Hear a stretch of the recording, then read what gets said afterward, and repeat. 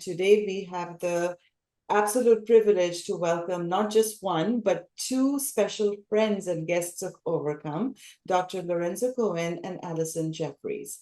So Dr. Cohen is this distinguished professor in clinical cancer prevention and director of the Integrative Medicine Program at MD Anderson Cancer Center, as well as the co-founder and past president of the Society for Integrative Oncology.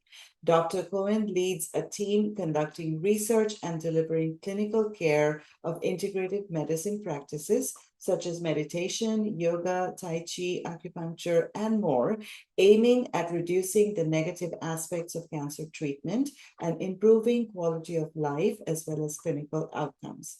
Joining him is Alison Jefferies. She is a nationally board certified wellness coach, author, and educator. Alison works with individuals looking to make changes in their lives, including people facing a cancer diagnosis, as well as cancer caregivers. She is focused on the power of community networks and how this can lead to a healthful change.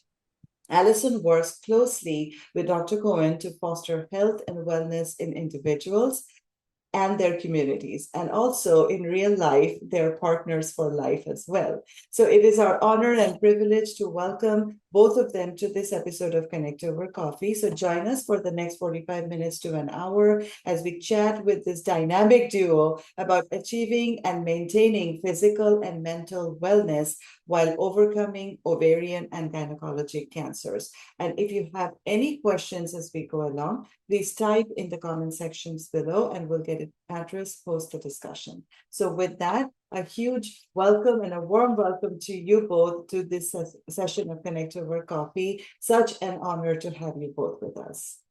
Well, thank you. Thanks for having us back. I remember last time we were actually in person, That's but right.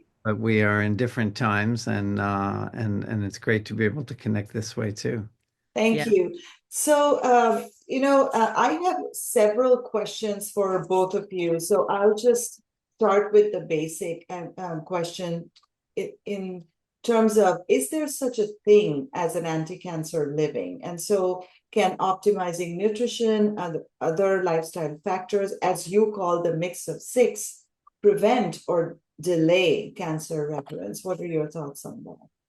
So, to keep the answer really short, it's yes. But to expand a little bit on that, you use the term anti-cancer living, and Allison and I wrote a book together called Anti-Cancer Living: Transform Your Life and Health with the Mix of Six, which is a putting together of all the evidence on the link between lifestyle factors and cancer. First, the risk of developing cancer in the first place, where that mutated cell that we all have in our bodies ends up growing and becoming a mass that threatens our life that we call cancer. And also these same lifestyle factors being able to delay progression of disease, even help the conventional treatments work better, and decrease the probability of recurrence of disease in people who already have cancer. And the evidence is really clear, and we'll get into some of the details, that it's estimated that up to a minimum of 50% of cancer and 70% of lives lost due to a cancer diagnosis could be prevented by aligning what we call the mix of six. And the daily choices we make every day will influence that, creating a body that's not hospitable to cancer growth. For some cancers, overcome is the ovar is, of course, for ovarian cancer, but as you mentioned in the introduction, all gynecological cancers, endometrial cancer, it's very clear that 70% of the risk of endometrial cancer is due to lifestyle factors, really this mix of six. And these same factors influence survival after a diagnosis. And so in Anti-Cancer Living, the book, we tried to put this together for this kind of an audience, and to make it very easy to understand. And we'll go through today what that prescription would look like. but nobody knows yet what the mix of six is. So Allison will jump in and take us on the second part of this answer. And what's really important is whether or not you have a cancer diagnosis, you're a caregiver, you're looking to prevent a cancer diagnosis, that making change in these six areas really does have an impact. So we talk about love and support as the first pillar, followed by stress, sleep, exercise, diet, and exposure to environmental toxins. So that's what we call the mix of six, these six areas. Thank you for mentioning that. I will also add to those that are watching that we will give away a copy of this book to all the people. We'll do a draw, and there will be a one winner for the book that they have written, The Mix of Six, so that we are able to also give this knowledge and wisdom onward to you. So thank you for sharing what the Mix of Six is. So Alison, I know you talk about a lot on the power of community networks, right? And how this can lead to a healthful change. So talk to us a little more about that. Well, so often, we are excited or we feel the need to make change in our life. And our first response is, okay, tomorrow I'm signing up for the gym, or I'm starting this new kind of diet, or I'm going to, whatever it is. And then what happens is that we are sort of sabotaged. We go to work, it's somebody's birthday, we sleep poorly, we don't, get up early enough, or we don't feel the energy to be able to exercise that day. And so what really community and love and support is taking that step back and saying, I need to put these things into place before I take those first steps so that I will be successful. And we all know, as a person who's had a cancer diagnosis or somebody who's supporting somebody with a cancer diagnosis, we can't do it all. And we can't be that everything for the other person that we're supporting. And so it's really critical that we have our own support systems. And those people are people who are super close to us and the people who are not. And having, your team of people to support you as you make change, to be successful, to cheer you on, to provide you support in multiple ways is really critical to your success in making change. This is usually missing in lifestyle programs and interventions, and that's why in the mix of six we start with love and support, because as we write, support is the backbone on which all other lifestyle changes will actually either succeed or fail. And so it's a critically important area. In addition to that, there is clear evidence that support and being part of a support network actually impacts our biology. And so it's not just about loving relationships, it's also about having meaning and purpose. And meaning and purpose also ends up being one of the foundations that I learned from Allison when she did her health coaching program, is really the foundation and the anchor and the root for which we should be implementing our behavior changes from. And she can describe that in a bit more detail. But this is an area that really needs to be emphasized, making sure that this support network and meaning and purpose are aligned before actually reducing your calories and exercising more, etc.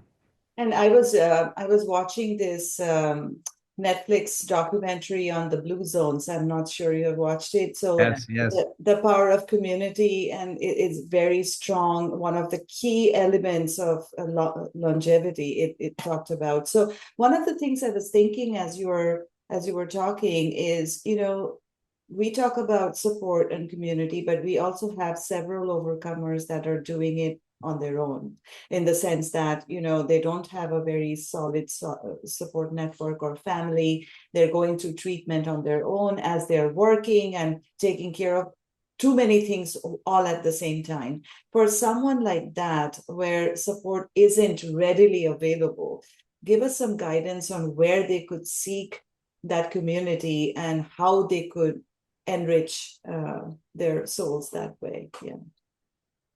Well, I would say that, what's really important is that you recognize in yourself when you need that support.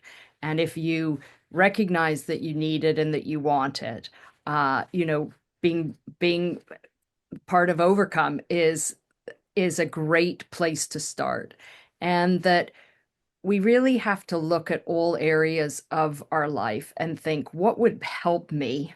Where do I really need the support? Do I need the support, like, for instance, in a coaching um, environment where I want to make changes and I need the support and accountability and person standing by my side to help me make that changes? Or do I need somebody who could pick up my kids from school?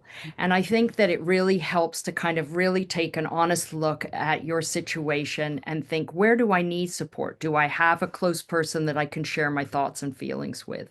Do I need somebody who could help me with daily activities? Because if I didn't have to pick my kids up from school, that would just give me the half an hour that I really need because I want to either start meditating or because I just need to have downtime to myself, or I want to go and take a walk and be in nature and kind of refuel. So, sort of looking at the different options, because I think that when we look at our support, we have somebody who we might go and do a class with, who could be a colleague from work, but not a super close friend, but just somebody who's articulated an interest in doing something.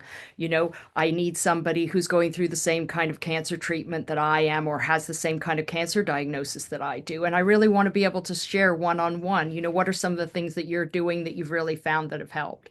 So it's really evaluating your life and thinking about where could I use some extra support so that I'm successful? Because the best thing is that you feel good stepping forward. I mean, we everybody has such a lot on their plate, right? Being gentle with yourself, recognizing that, and then saying, where could I be supported so that I can feel better and do some of the things that I want to do. And nowadays, even if people feel somewhat isolated, and for individuals who don't feel that they have that support, it's available. It can be available, like Allison said, through organizations like Overcome. Most hospitals, and I know that's the case for MD Anderson, have peer-to-peer connection. We have a massive volunteer network to be able to connect people with somebody to talk to and to help support them, not from like a social worker, but an actual patient. And patients are there to be able to do that. There are so many online support groups now that exist as well. And so there are many ways of being able to connect, even if somebody doesn't feel that they have it in their direct neighborhood, so to speak. And thank you for clarifying that, because what I heard is very important is understand where you need the support and then you go out and seek the support, which is always there, maybe not in your immediate network, but someone who's like Alison, you talked about that co-worker who may not be like Yeah. you may super close to, but he or she wants to help you out through this journey. So just seeking that is as much important as recognizing where you need the support. So thank you. And can I just add that Yes, of also course. it's really important because some of us are like super keen, want to go out, find out those support groups and do all that. Others of us are more hesitant and think, well, I don't know if I'm really going to like doing that yoga course or doing this or that. And so I always encourage people, like everything new that you take on, that you give it a bit of time. And that even if the first time you attend or the first time you do it, you don't like it, you give it a couple of times because you realize now I really do like all these people, or I'm really feeling the benefits from it. So, like everything, you have to give it a little bit of a try. And if you don't like the first option, try another. Wonderful. So, staying with you, Alison, tell us about your role in the journey of overcoming as a wellness coach and how our overcomers may benefit from the wisdom and the partnership that you bring to them in this journey. Well, I would say that the wisdom comes from my clients because it is really so inspiring because people are doing, so much already and they don't realize it. But how coaching works is that somebody reaches out to me and we start a conversation about really what coaching is and whether or not it could help them. And it's having somebody who stands by your side as you talk about the things that really matter, going back to what Lorenzo said, which is what are your core values? Because a cancer diagnosis can certainly spur you on for lifestyle change, but funnily enough, it actually doesn't keep you anchored there. And what you need to do is anchor yourself by the things that you really care about, right? Do you care about is family, the most important part of your life, faith or contribution to society? I mean, there's so many different things that we value as human beings, and each our core values are all different. There's a lot of overlap.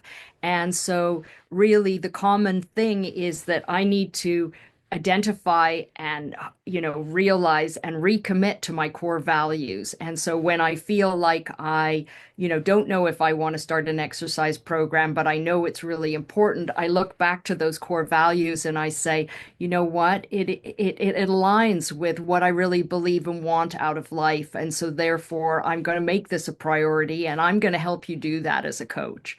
And so we work together, and the ideas are yours, the direction is yours, and I ask you questions and reflect back to you what you're saying to me. And it's a great partnership. And what's wonderful is it's short usually. I mean, I can see people regularly, but it's short. It's like getting unstuck. Yeah. You are like a gentle guide through this whole Mhm. process where the individual is taking his or Yeah. her own decisions and the course and the path that he or she wants to take. You are just gently guiding him or her onto their path. So that's beautiful. And also sometimes I also feel that it's better if this is not someone from the family, because you don't want to be judged, and in certain cases that can happen. That's right. So just having someone like you who's not judging, just staying by your side as a gentle guide, I think it brings so much more than just showing the path. So thank you You're for what you do. Well, thank you. You're right. No judgment, and that, you know, how whatever happens, we do it together. Yeah, Uh, and you direct it because we know the science says that if you make the decisions about what you want to try and the direction you want to go, you'll be more successful. If I tell you what I think you should do, you won't because it's not yours and you don't own it. that's true. That's true. Thank you. So, Dr. Cohen, it's often mentioned that the root cause of cancer or any other chronic disease for that matter is the metabolic health, right? And including the inflammation that's in our body. So, how do we improve upon that and reduce inflammation to prevent, not just prevent, but also keep the cancer from returning? So, so the concept of metabolic health, and we can think of it in terms of metabolic syndrome. So this is, as you said, a root cause of the majority of what are called non-communicable diseases that are responsible for probably 80% of premature deaths. So cardiovascular disease, which is heart disease, stroke, diabetes, actually Alzheimer's disease is now understood from a metabolic health perspective, and of course, cancer. Um, so our system, our biological processes within our body, are always seeking homeostasis to remain in balance. We need inflammation to be able to heal from a wound, to be able to help fight a virus that has entered our body. But then we needed to go back to baseline, back to let's call it the resting state. Same is true with our stress response. When there is something acutely challenging or dangerous in our environment, we need to have an increase of stress hormones and an activation of the fight or flight response. But that needs to go away when the threat is gone and we need to go back to this equilibrium. So, a simple way of looking at the concepts of metabolic syndrome is that our biology is drastically out of balance. And this can happen from external things that we're not in control of. So if you live in an environment that has a lot of air pollution, you're going to have inflammation in the body due to the small particulate matter that you are inhaling, and the body's having to fight that. So it's mounting an immune response, it's mounting an inflammatory response that ends up becoming chronic. People who have unhealthy diet, let's just use that term, excess alcohol consumption. This leads to metabolic imbalances in terms of the endocrine system, in terms of excess glucose and insulin spikes in the body, which has the downstream effect of influencing inflammation. So cancer, which is our focus, but we can align these other chronic diseases that I mentioned, is a process. Let me start again. Mutations, cell mutations are happening in our body all the time. As cells divide, things can go wrong. And the only way for that mutated cell to continue and to grow, thrive, and multiply in our body, which is what we call cancer, when it becomes this mass of cells that are growing out of control, which is the definition of cancer. For that to happen, multiple what are called cancer hallmarks, biological processes, need to be activated.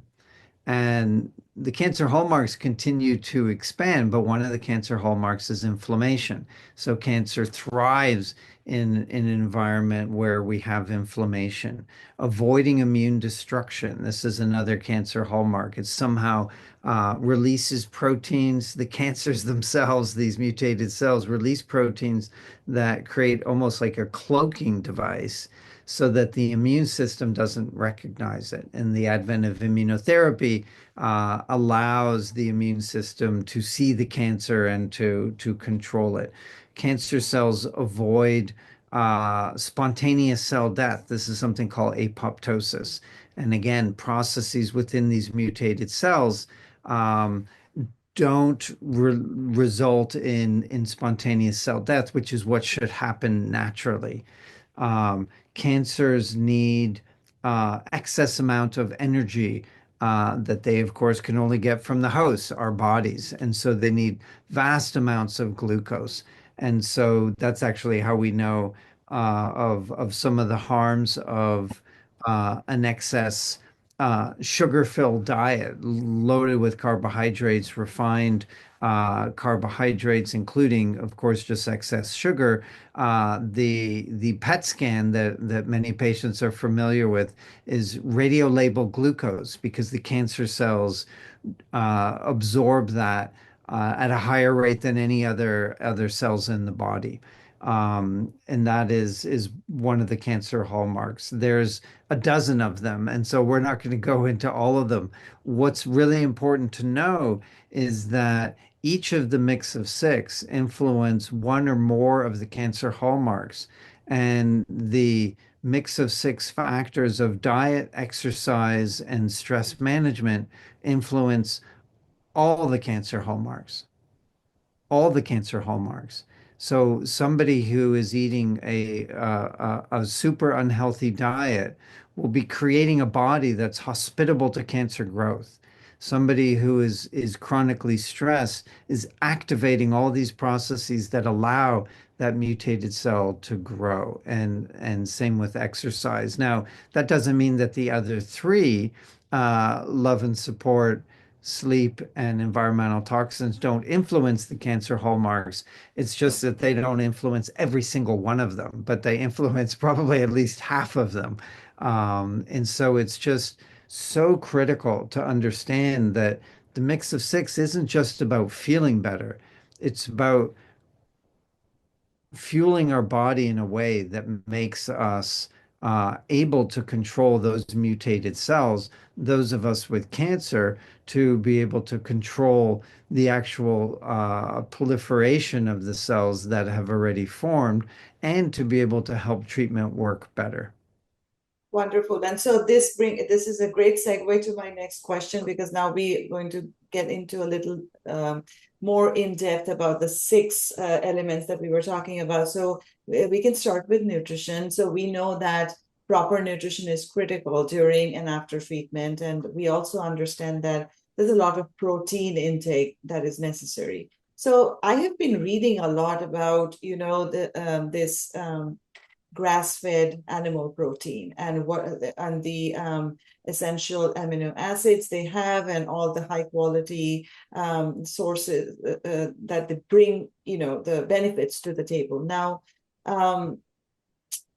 there's also a risk between red meat and cancer, and I've asked this question before to others as well, but the answer is not quite clear to me yet, in the sense that in one hand we're talking about all the the essential amino acids and other things that come from red meat, and then on the other hand we're talking about the connection between red meat and cancer. So for our patients and our overcomers that are going through treatment or even in remission, what is the balance where the protein, animal protein, plant protein, sources of protein versus this risk that we read about? So what is your guidance to our overcomers on this?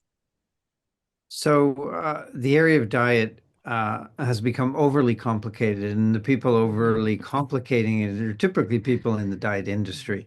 So we'll try to kind of strip it down and simplify it. But to make it really simple, the Mediterranean diet is the recommended diet. Now, we call it the Mediterranean diet, but you could call it the sort of conventional indigenous diet of any of these old cultures. So it could be, the indigenous Central American diet, the conventional Asian diet. So these it's essentially a whole food diet that's plant-centered. And when we use the term plant-centered, that doesn't mean to the exclusion of animal products. And the Mediterranean diet, I'm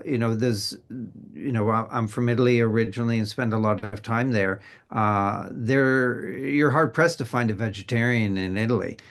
They just happen to eat a lot of plants. They happen to eat a lot of pasta too. But plants is really what they eat a lot of, and whole grains. Besides the white pasta and the beautiful risottos, they tend to not eat a lot of white products and a lot of refined food. But the animal protein tends to not be the main source of protein or the sole source of protein at a meal, and it is very varied.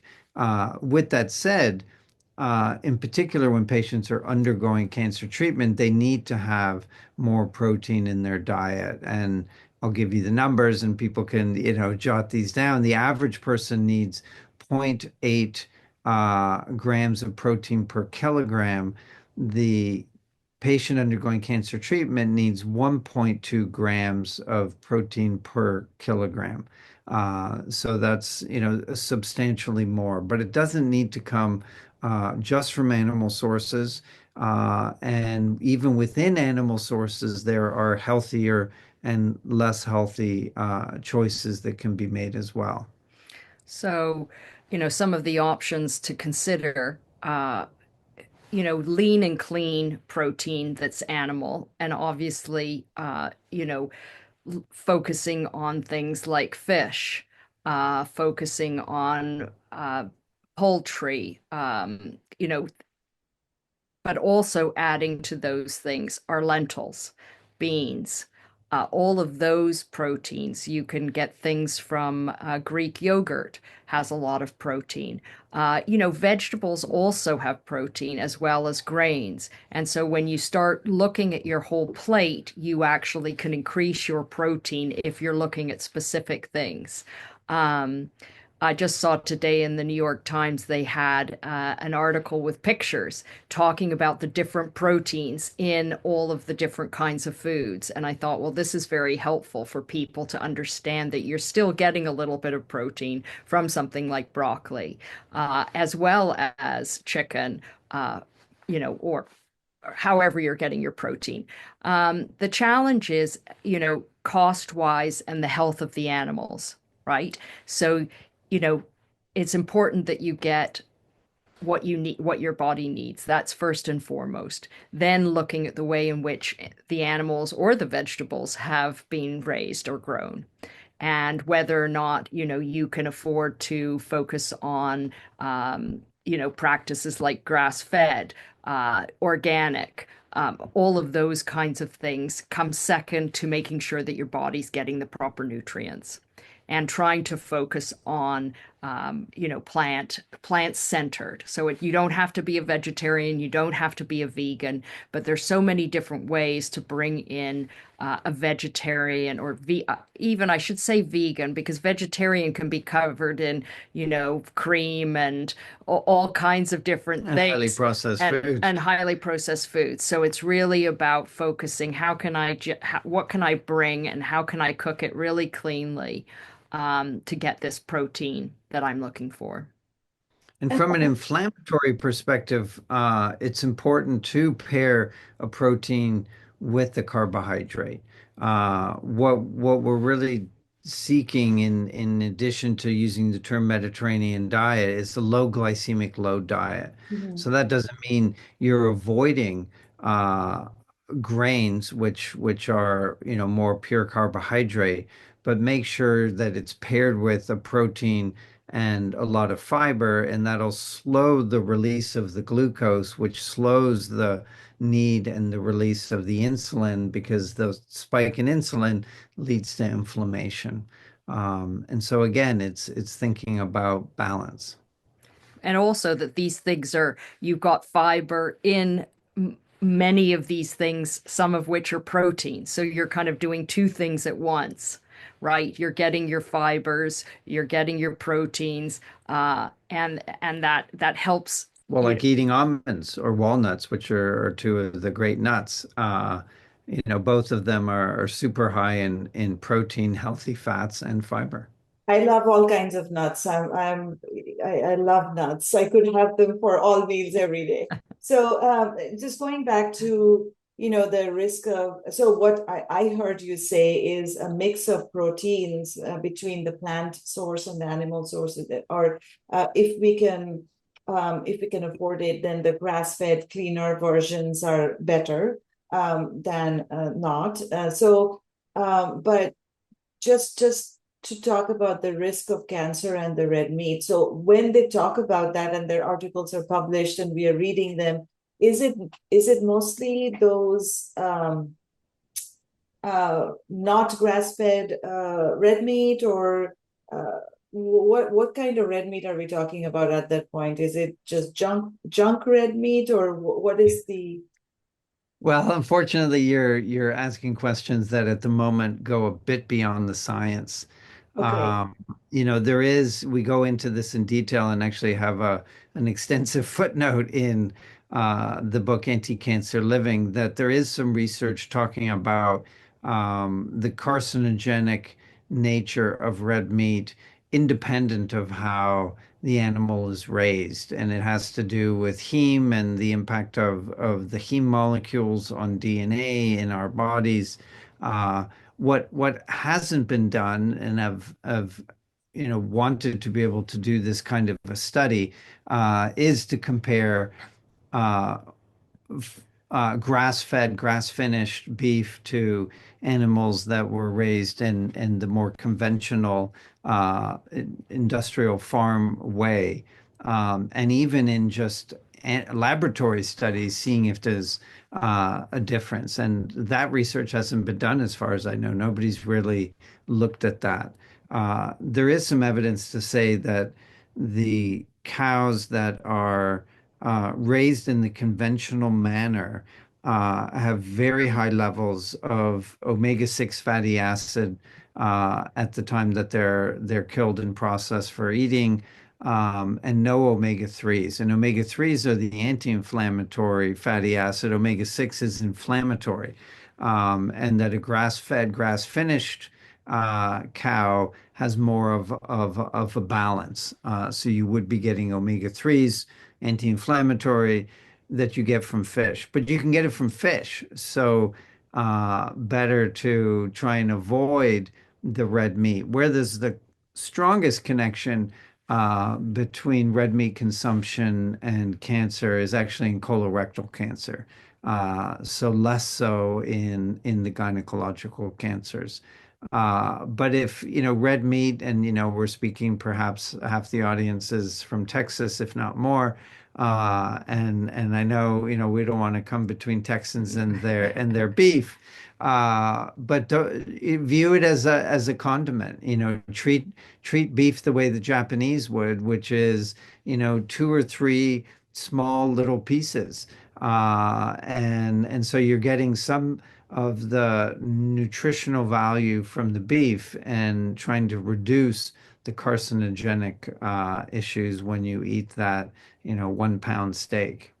And we speak a lot about that it's not about depriving yourself of things, and that if you sort of approach changes in diet like that, it's always unsuccessful because there's nothing worse than feeling like I can never have that again. And so it's really about what you can bring in, like Lorenzo said, reducing quantities so that you're having small amounts occasionally and bringing in new things. And what happens is that naturally things that aren't health sustaining are kind of pushed out, and you have them occasionally when you really want them and you actually make the decision to have them. And so it then becomes, something that you look forward to and that you plan for. And then you start introducing all kinds of new things. So ways to cook with lentils and beans and other things. Yeah, that makes sense. Absolutely. Thank you. So let's talk about gut bacteria. That's also lots of ongoing research on this as well. So I was just reading that scientists have found that patients with a certain gut bacteria have better responses to immunotherapy than patients who lack them. So can you tell us a little more about this whole role of the microbiome in maintaining our overall health, and especially for our overcomers that have been diagnosed? Yeah, so I mean, we've learned a lot about the microbiome in the past decade or so. A lot of the formative research being done at MD Anderson, and that was part of a very important study that we published in Science a couple of years ago now, and we have another one currently under review, linking diet and in particular fiber to response to immunotherapy. And the individuals, these were melanoma patients, but the same has been shown in a number of different cancers.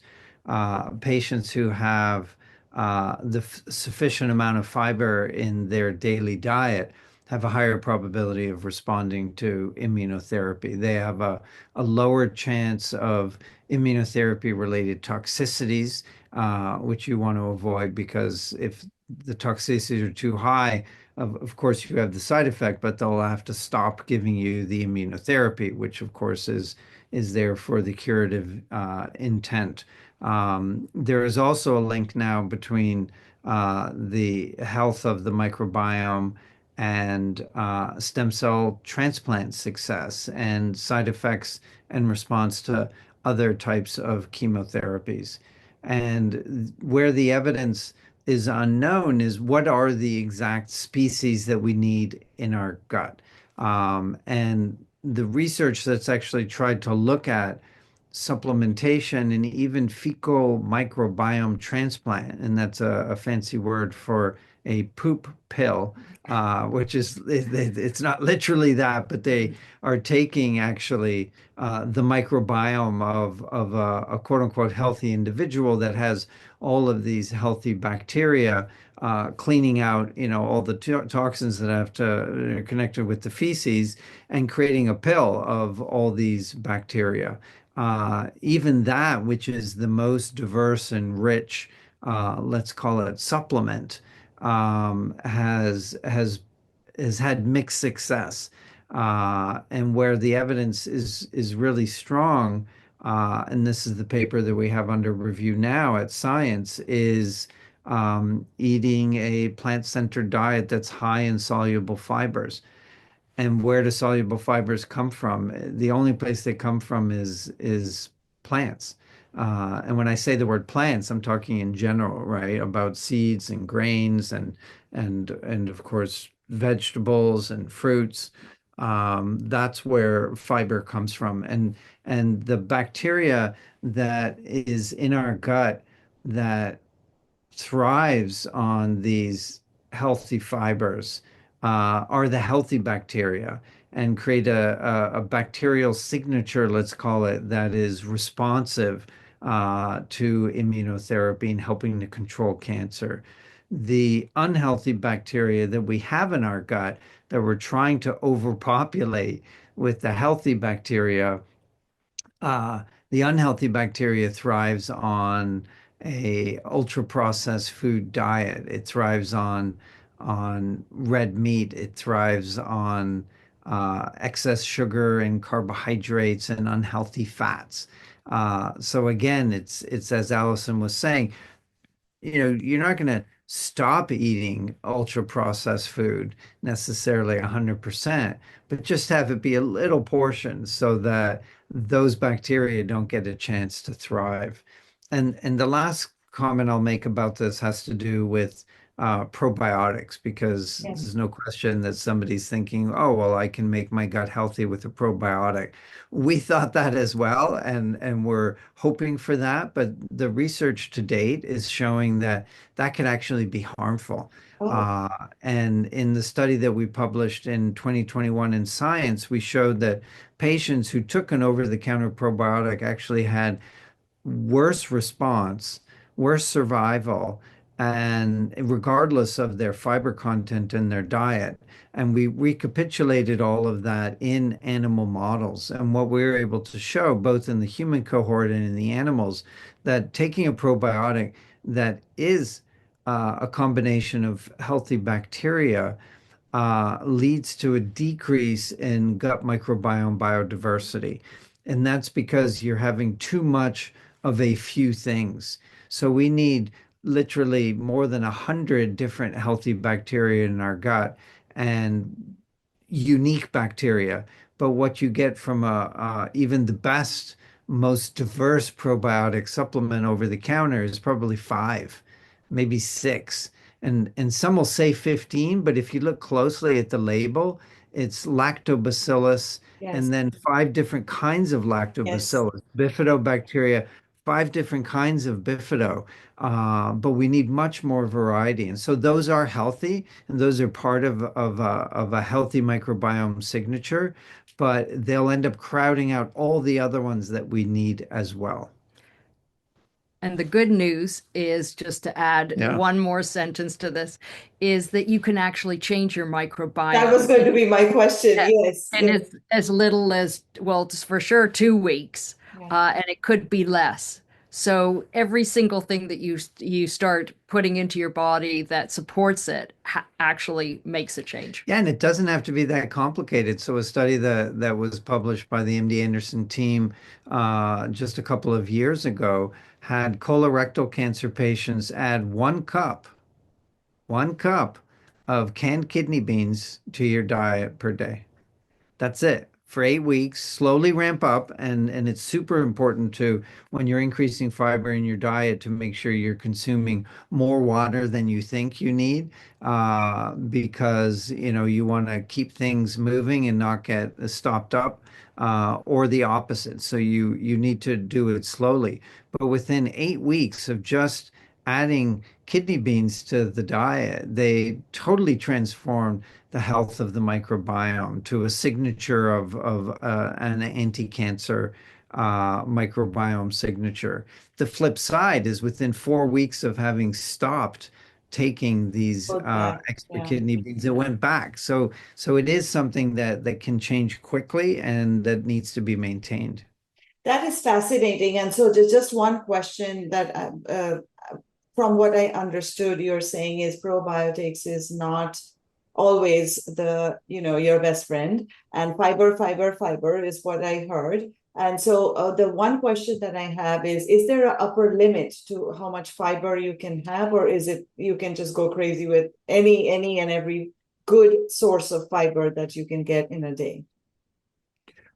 Well, there's probably not an upper limit because, again, fiber is coming from bulky plant-based Yeah. foods. The Yes, upper limit would be, that you're eating too much, right? If you're eating your right. standard plant-centered diet, in our studies, we try and get patients 30 to 50 grams of fiber per day.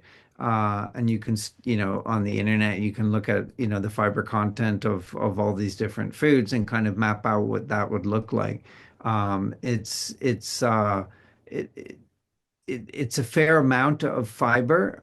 If you went beyond that, you could be, getting into issues of GI distress and Mm, diarrhea and yeah. stuff like that. But that's totally individualized. If somebody started eating the amount of fiber that I eat on a daily basis, they may have an explosion down there.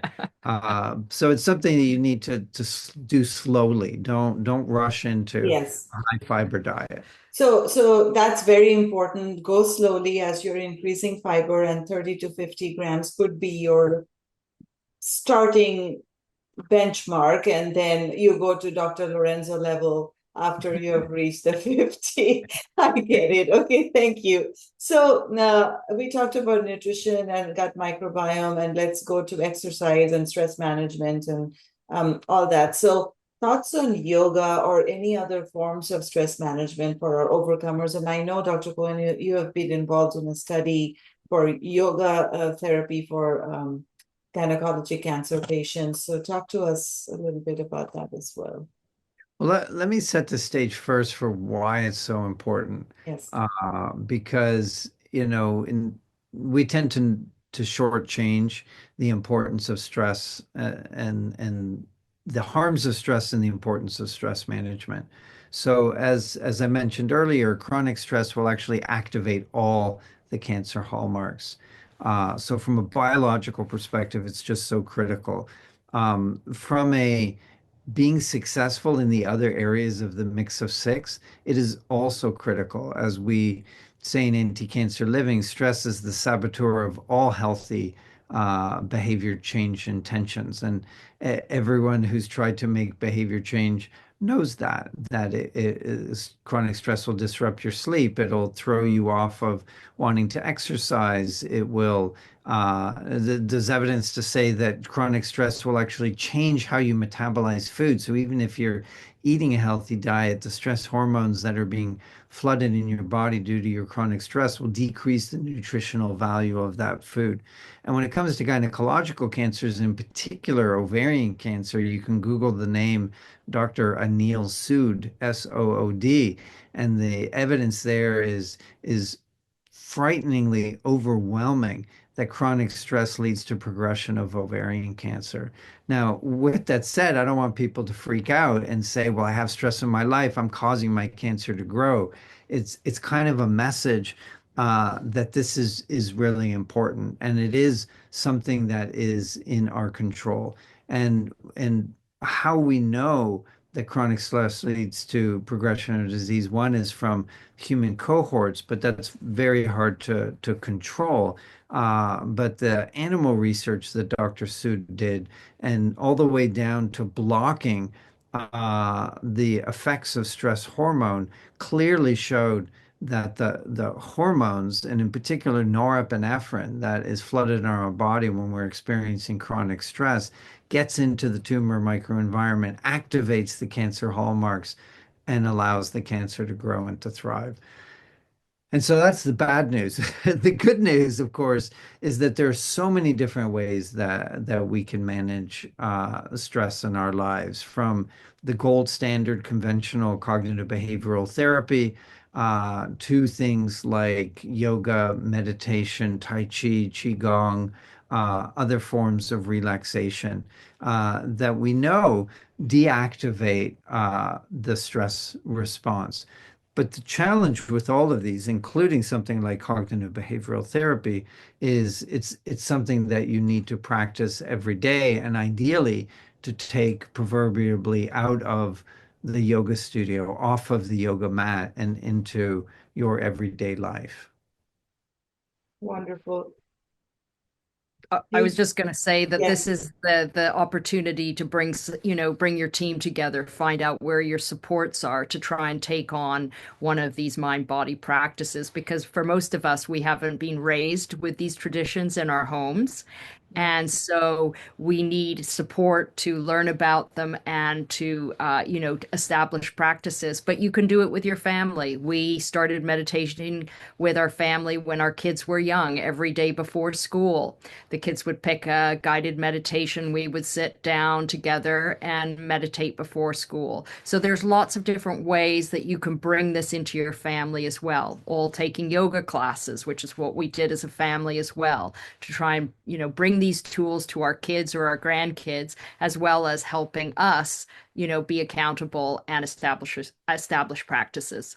Now, the beautiful thing about yoga is that it is, as we say, a quintessential mind-body practice that includes aspects of meditation, relaxation, many different kinds of breathing exercises that help to calm the body, decreasing sympathetic nervous system arousal, and it incorporates the physical movements. So people usually think about yoga as just these postures that you do, but it is much more complex, and you can pick and choose different aspects that work for you. And the best mind-body practice and the best form of stress management is going to be the one that you do every day.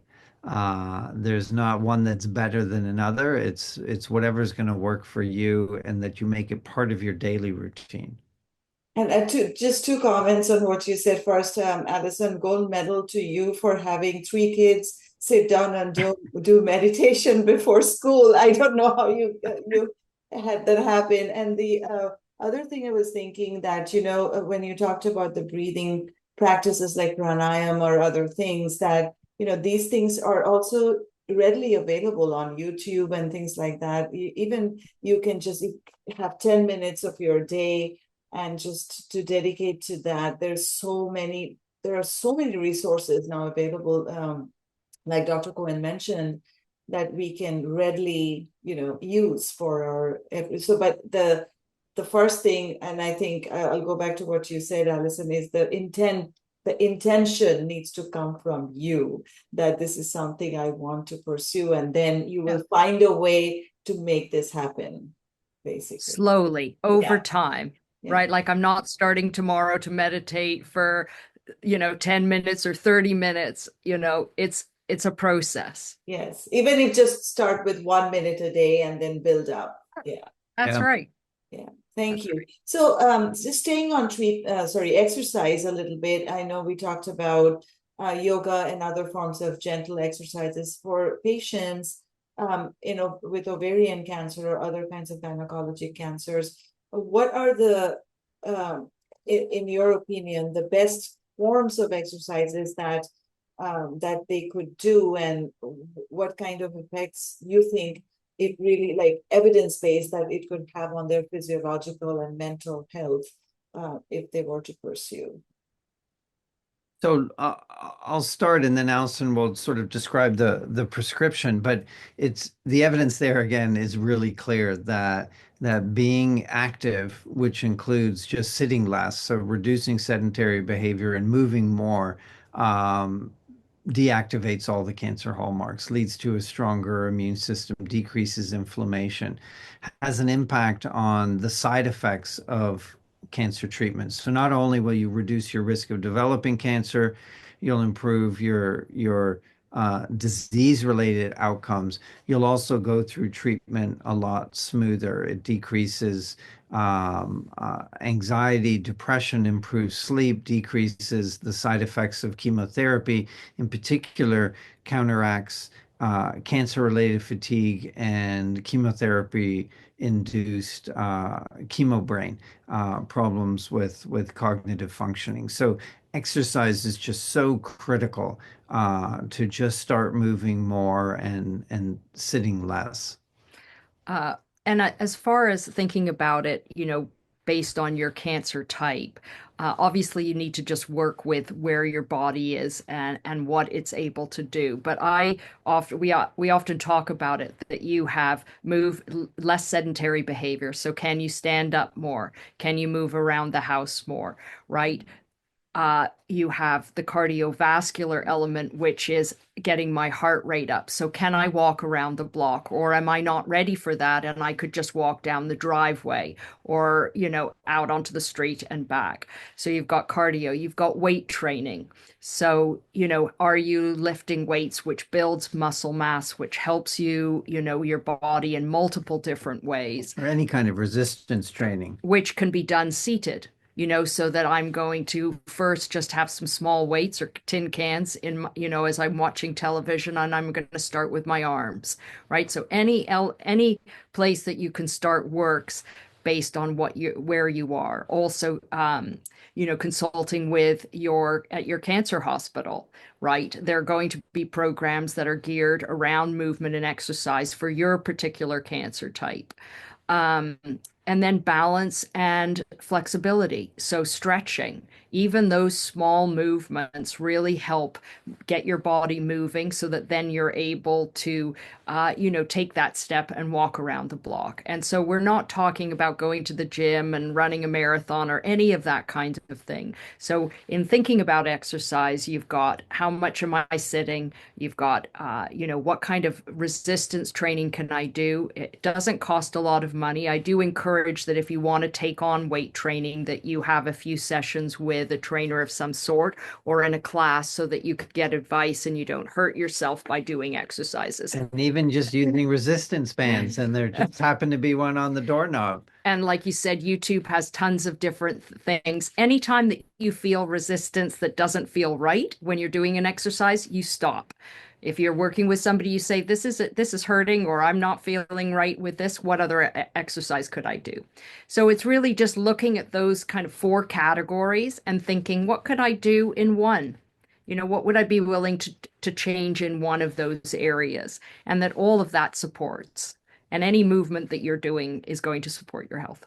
This is wonderful. Thank you for especially mentioning, the different types of exercises that they could look into, and then also the resistance training it's so important for, especially, if you look at the majority of women that get diagnosed with ovarian cancer, they're at that age where the resistance training is so important to maintain the muscle mass and all that. So uh, I particularly liked your comment about, just trying to see how much of the resistance training they can take on. So it's very important. Thank you for mentioning that. So on to sleep, because this is my favorite part, because I have abused my own sleep for years, but now I have gone back to that maintaining that balance where I sleep more and sleep quality sleep. And I myself, I have seen what difference it can make to your entire day. So talk to us about, why is sleep critical? Well, there's pretty clear evidence that people, in particular, who sleep 6.5 hours or less per night, don't live as long. Yeah. So you could line up essentially any of the premature causes of death, and there's a link with sleep. When we go into our bodies, we again see that there's a link between sleep loss and restricted amounts of sleep, and different biological processes, from the immune system not functioning as well, for immune surveillance and immune control, to metabolism and how we metabolize food. Individuals who are sleep deprived just for a couple of nights, if they're compared to somebody who's not sleep deprived and they eat the exact same meal, it's metabolized differently. So it's not just about not feeling well. It changes how we interact, essentially, with our world. Um, on top of that, there is a link, of course, between sleep loss and our ability to feel good and to be able to engage appropriately with what we're trying to do throughout our day. Simplistically, you don't feel good with the loss of sleep. And one of the reasons is because during sleep, and in particular during deep sleep, is when the recuperative physiological processes are taking place, stages 3 and 4. And this is where there's an activation in the brain of something called the glymphatic system. Everyone's familiar with the lymphatic system, right? With our lymph nodes throughout our body, the white blood cells coursing through there. In the brain, the glymphatic system is activated when we sleep, and it helps to remove the buildup of plaque and other refuse during the day. And if you don't get into deep sleep, which unfortunately sleeping medications don't help get you into stage 3 and 4, then that continues to build up. And that's why there's actually a link between sleep deprivation, sleep loss, and cognitive decline in dementia as well as Alzheimer's disease. There's also a link between sleep loss and obesity and excess weight, and that has to do with the physiological concept that I mentioned, that it changes how we metabolize food. So just restricting calories and exercising more when you're trying to lose weight and not paying attention to stress and sleep is going to make it much more difficult to be successful. And just to follow up on that, because certain overcomers have always shared with us that because of the treatment and because of this ongoing, even in remission, sometimes after treatment, it is hard to sleep is hard. It is not, it doesn't come as easy as, it's just difficult to stay asleep through the night. So any guidance that you both may have just to have a better night's sleep, any simple things that our overcomers could think of? I think that, treatment obviously, can really skew your sleep patterns and your ability to kind of have, no, let's say, normal sleep. But one of the things that you want to look at is your sleep hygiene to begin with. Because most of us will find that we are actually doing things that we can pull back on that help us. So, for instance, having a routine is the most important part. So I go to bed at, let's say, 10:30 or 11. I get up at 6:30 or 7 every morning, and I'm getting consistent sleep. My body learns that routine and it starts feeling comfortable and adhering to that routine. Then thinking about what are the things that really impact my sleep. If the house is too hot, if I have a lot of light in my bedroom, do I have, LED lights in my bedroom? So can I wear a sleep mask? Can I turn down the heating or have a little, fan in my bedroom? What are the kinds of things that I've done during the day? So have I had alcohol, which really does skew your sleep because it metabolizes in a way and sends you to sleep and wakes you up later on. Am I drinking coffee too late in the day, or have I grown sensitive to it? Because what we find also is that through some treatments, you become more sensitive to things. So your body is changing. So do I need to start drinking decaf or, just putting into play something else to see whether that will impact? Am I outside during the day? Am I seeing light around me, which actually helps me to go to sleep at night? Am I moving? Can I move for, even for being outside as little as 10 minutes helps you sleep better in the night. And, how can I be more active so that I will be more tired Mm. and my body will then, relax to go to sleep. So those are some of the things. If you feel like you might have a sleep disorder or, potentially sleep has always been an issue for you, one sleep physician that we spoke to said, three times a week you're having problems for 3 months. And so if that's something that sounds like you, and you've addressed sleep hygiene, then maybe consulting with a physician around your sleep might be appropriate. And CBTI, cognitive Yeah. behavioral therapy for insomnia, is really the gold standard. And there are also, mindfulness-based practices that are used to help with sleep, whether that's meditation or yoga. There's some evidence around that as well in cancer survivors. I was, you mentioned some simple steps, and one of the things that you talked about, Addison, is getting out for 10 minutes a day, just to soak in the sunlight and just to be around nature. So you know, I think I've talked about this before. I started implementing that in my own daily routine, and I've seen wonders with that. Just being out for 10 minutes, 15 minutes, you know just just feeling the nature around you can do so much to your physiological and mental health throughout the day into the night. So thank you for mentioning that as well. I've experienced that firsthand. So you say self-care is healthcare. I love that line. So as an overcomer or as a caregiver, how can we best protect and maintain our physical and mental health while going through this journey of overcoming? So, in thinking about this, really it's the synergy of taking on and making change in multiple areas and not necessarily actively, recognizing those things, but the fact that you're moving more. It's not just 1 + 1 = 2, it's 1 + 1 = 3, because there is this synergistic effect by moving your body more and looking at what you're eating, moving your body more, sleeping better, that all of these things intersect, each of the mix of six intersects. And when it works synergistically, you get this huge benefit that is more than just the single. Some of the parts. Yeah.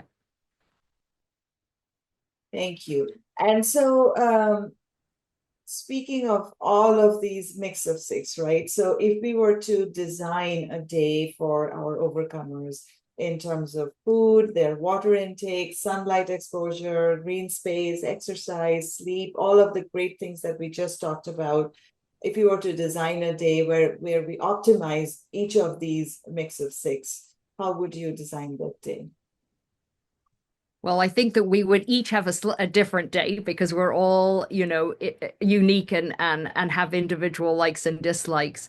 But if I had to say just off the top, you know, uh, thinking about a day and whether or not this connects with you who are watching and listening, getting up at that sort of same time, whatever that is for you, at the start of your day. Um, I After a minimum of 7 hours of sleep. After a minimum of 7 hours of sleep.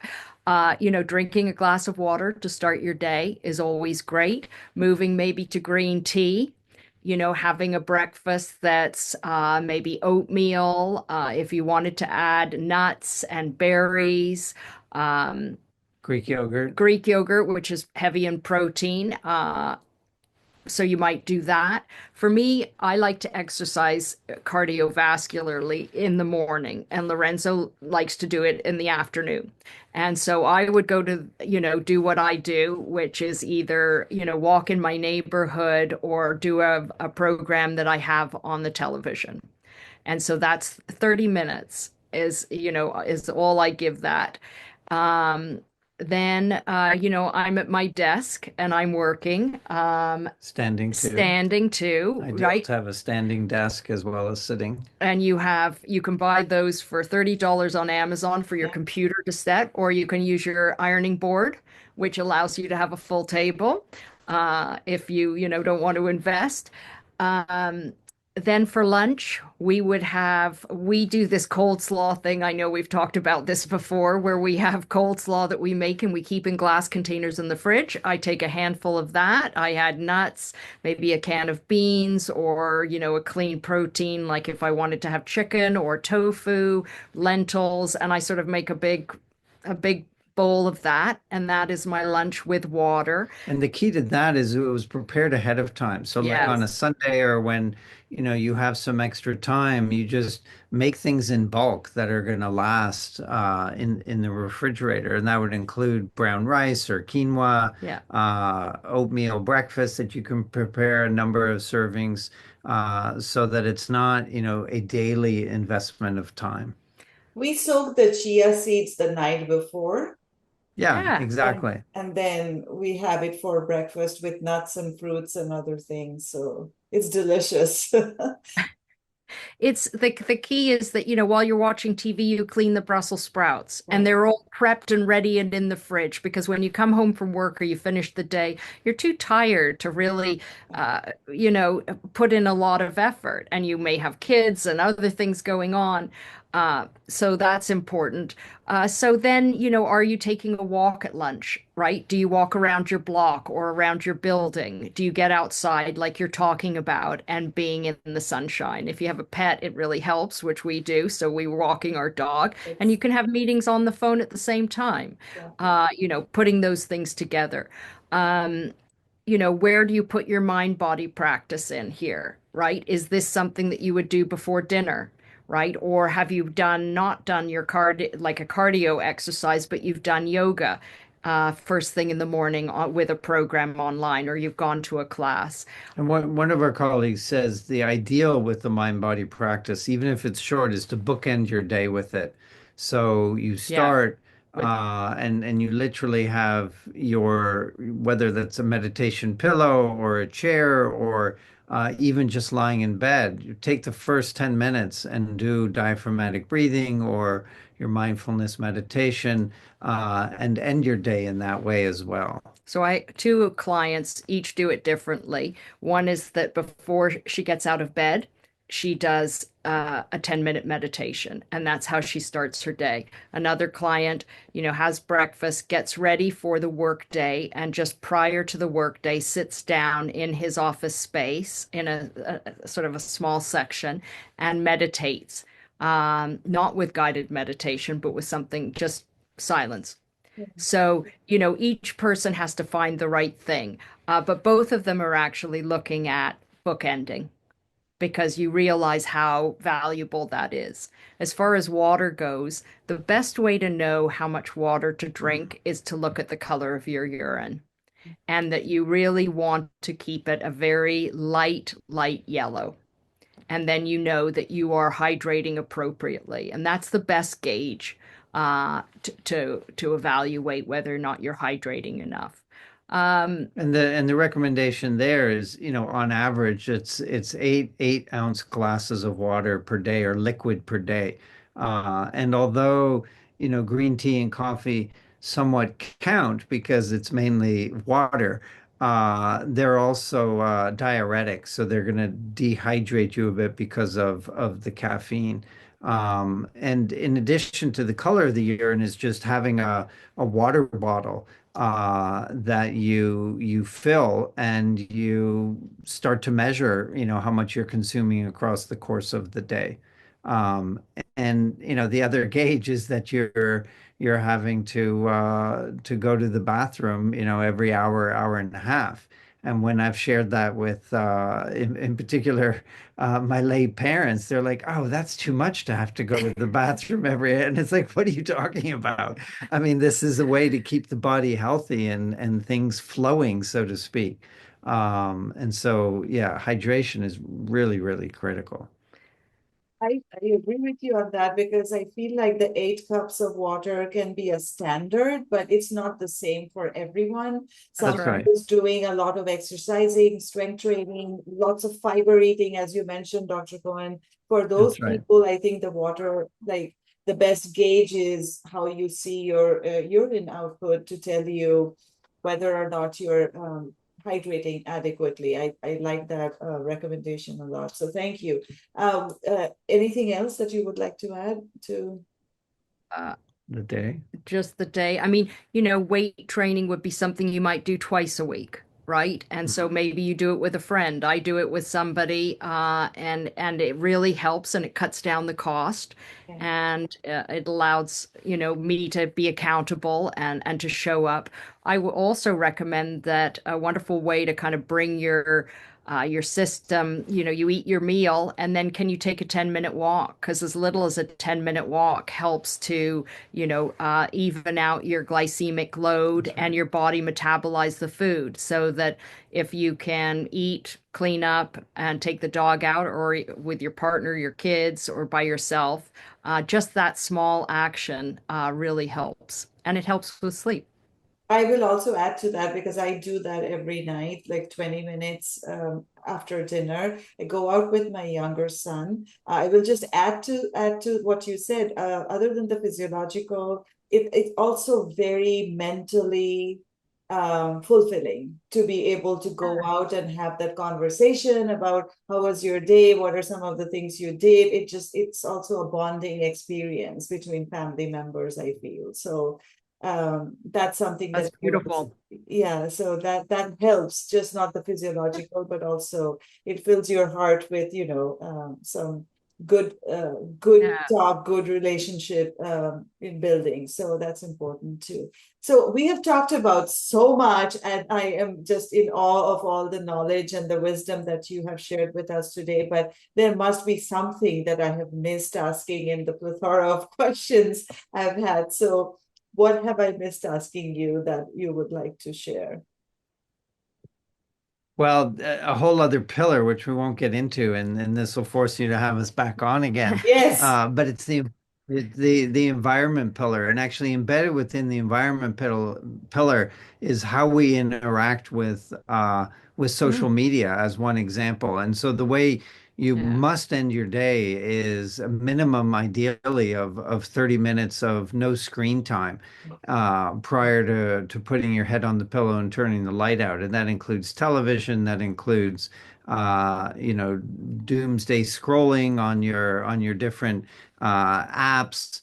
In addition to that environmental factor of how we interact with our electronics is the toxins that we're exposed to every day through personal care products that we use that are either disrupting the way our hormones function, what are called endocrine disruptors that are in our personal care products, to the carcinogens in our environment, things that we know literally cause cancer. And that's a whole other challenging topic that we have a basic principle for. And it's called the precautionary principle because we know that there are over 85,000 chemicals at least in use. And of those, 8% have been tested.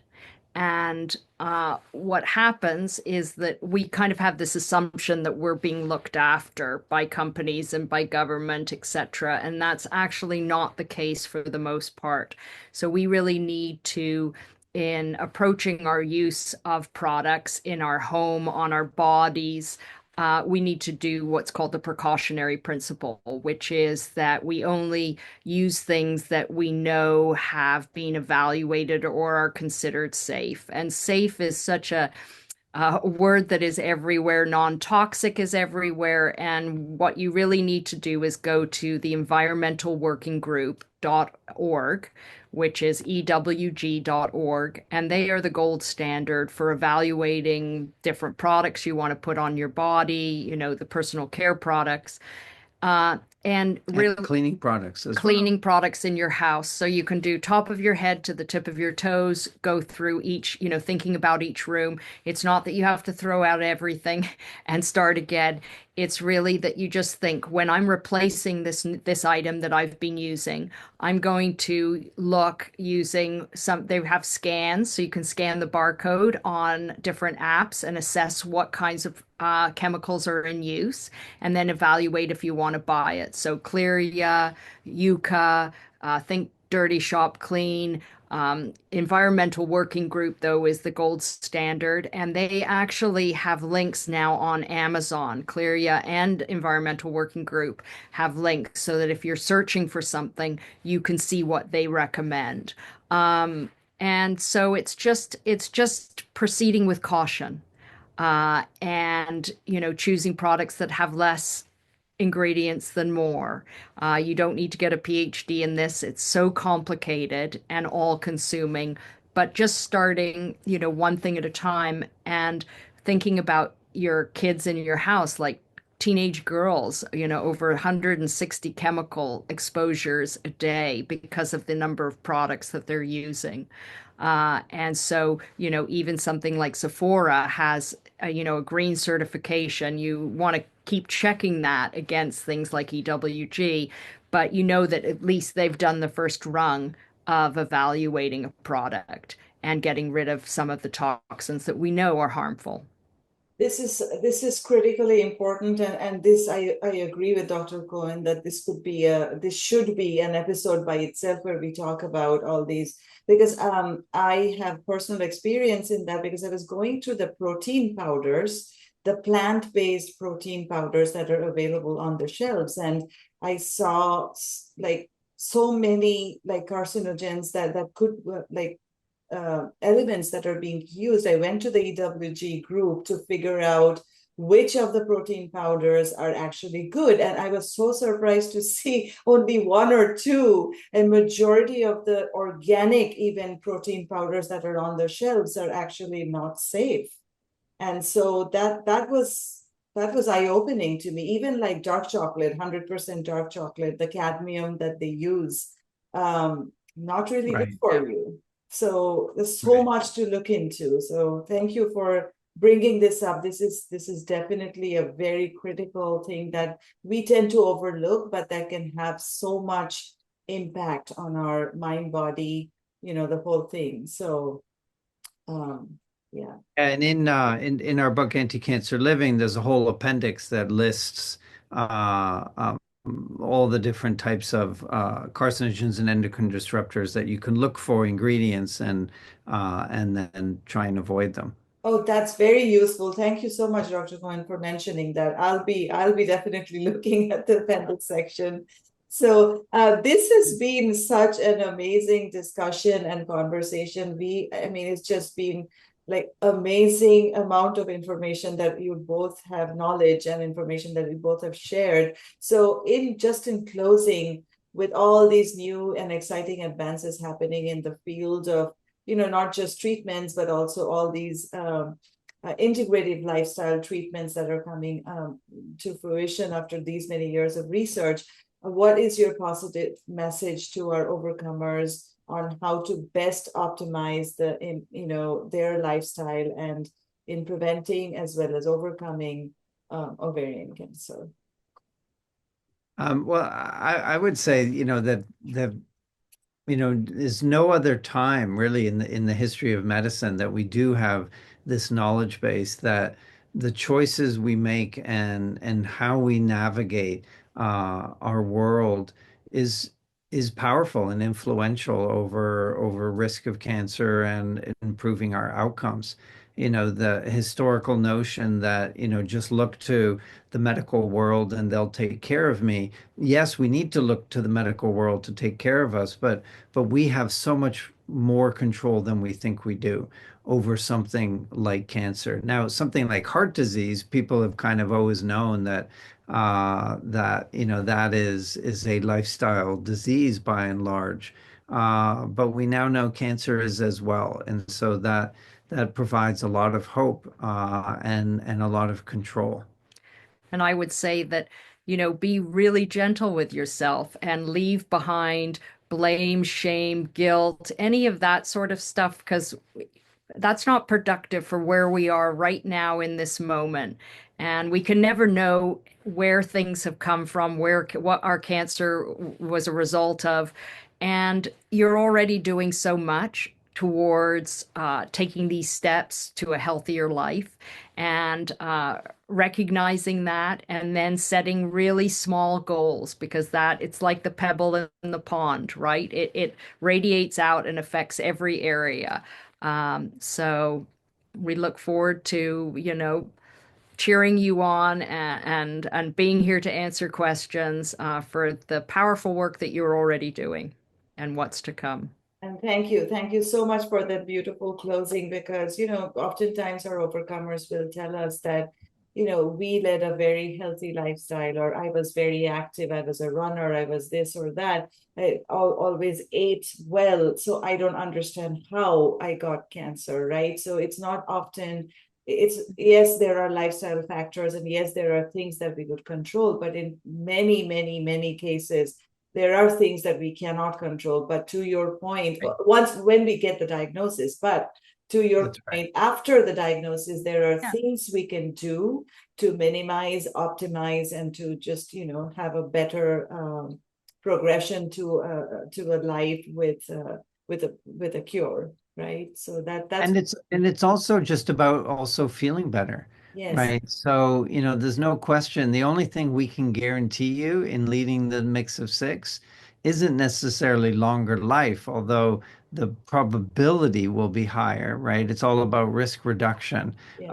But we can guarantee you that you're going to feel better and that you're going to interact with your community in a more meaningful way, and you're going to lead a life with more meaning and purpose, and improving somebody's quality of life is some would say almost as important or more important than quantity of life. Absolutely. And like you said, when you start to feel better, back to Alison, where you become that pebble and it radiates to other areas of your life and it begins to have the physiological positive impacts as well. So this is all very, very, very beautiful how you have compiled the mix of six and brought all these pearls of wisdom to our overcomers, our community. And it's just a simple things to change and understand, which is the most important part. It doesn't, it's not rocket science. These are simple daily habits and changes that we can all implement in our lives to get to that optimal state of living. So thank you so much, Dr. Cohen and Alison, for spending more than an hour with us in talking about all these great insights and all the knowledge that you have. And overcomers, this was just one of the most brilliant episodes, I think, and I think you will agree with me. So much information and knowledge that they both shared with us today. Please share this video far and wide with anyone who may benefit from these wisdom, the insights, all these great mix of six that we have learned about today with anyone who may benefit. And we will be back with the next episode of Connect Over Coffee very soon. Until then, you keep inspiring and keep overcoming. Thank you and bye.